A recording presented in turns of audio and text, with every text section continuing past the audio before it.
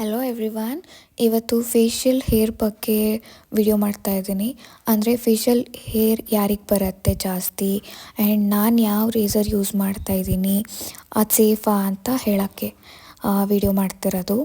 Facial hair common ಆಗಿ ಒಂದು heredity ಇರುತ್ತೆ, ಇನ್ನೊಂದು ಹಾರ್ಮೋನ್ ಇಂಬ್ಯಾಲೆನ್ಸ್ ಆಗುತ್ತೆ, ಆವಾಗ ಜಾಸ್ತಿ ಬರುತ್ತೆ. ನಾನು ಸಜೆಸ್ಟ್ ಮಾಡೋದು ಕಾರ್ಮಸಿ ಅವರ ಫೇಶಿಯಲ್ ರೇಸರ್. ಇದು ತುಂಬ ಸ್ಮೂತಾಗಿ ಹೇರ್ ರಿಮೂವ್ ಆಗುತ್ತೆ ಆ್ಯಂಡ್ ಏನು ಕಟ್ಸ್ ಏನೂ ಆಗಲ್ಲ.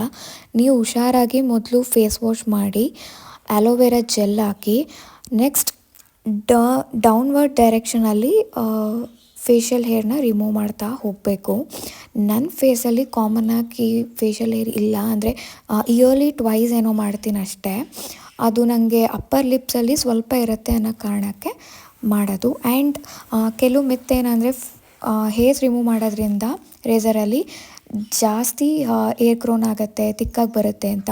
ಅದು ಯಾರಿಗಾಗೋದು ಅಂದರೆ ಹಾರ್ಮೋನ್ ಇಂಬ್ಯಾಲೆನ್ಸ್ ಇರುತ್ತಲ್ವ ಅವರಿಗಾಗೋದು. ಈಗ ನಾನು ಮಾಡ್ತಾಯಿದ್ದೀನಿ, ನನಗೆ ಫೇಸಲ್ಲಿ ಹೇರ್ ತಿಕ್ಕಾಗೂ ಬಂದಿಲ್ಲ ಆ್ಯಂಡ್ ಜಾಸ್ತಿನೂ ಬಂದಿಲ್ಲ. ಇದು ಕೆಲವ್ರಿಗೆ ಮಾತ್ರ ಆಗೋದು, ಎಲ್ಲರಿಗೂ ಯೂಸ್ ಮಾಡಿದವರಿಗೆಲ್ಲ ಆಗುತ್ತೆ ಅನ್ನೋದು ಸುಳ್ಳು. ಈ ಥರ ಮಾಡಿ ನೆಕ್ಸ್ಟು ಫೇಸ್ ವಾಶ್ ಮಾಡಿ ಆಮೇಲೆ ಸ್ವಲ್ಪ ಮಾಯ್ಶ್ಚರೈಸರ್ ಹಾಕಿ ಬಿಟ್ಬಿಡಬೇಕು. ಫೇಸ್ ವಾಶ್ ಮಾಡುವಾಗ ಜಸ್ಟ್ ವಾಟ್ರಲ್ಲಿ ಅಥವಾ ನಾರ್ಮಲ್ ವಾಟರ್ ಅಥವಾ ಕೋಲ್ಡ್ ವಾಟರಲ್ಲಿ ಮುಖ ತೊಳಿಬೇಕು. ಏನು ಕ್ಲೆನ್ಸರ್ ಎಲ್ಲ ಯೂಸ್ ಮಾಡಿ ಮುಖ ತೊಳಿಬಾರ್ದು. ಇದು ನಾನು ಯೂಸ್ ಮಾಡೋ ಅಂಥ ಸ್ಟೆಪ್ ಇದೇ ಥರ ನಾನು ಫಾಲೋ ಮಾಡೋ ಅಂಥದ್ದು.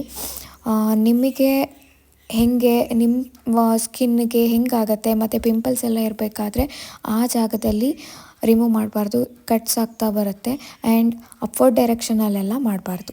ಬಾಯ್ ಎವ್ರಿವನ್.